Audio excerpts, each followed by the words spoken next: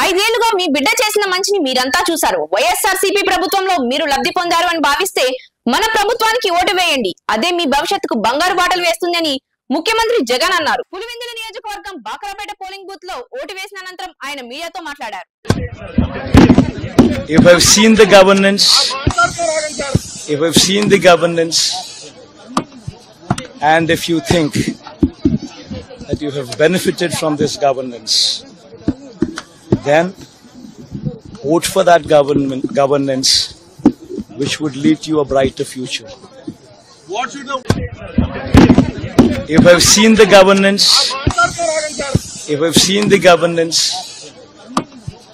and if you think that you have benefited from this governance, then vote for that governance which would lead you a brighter future.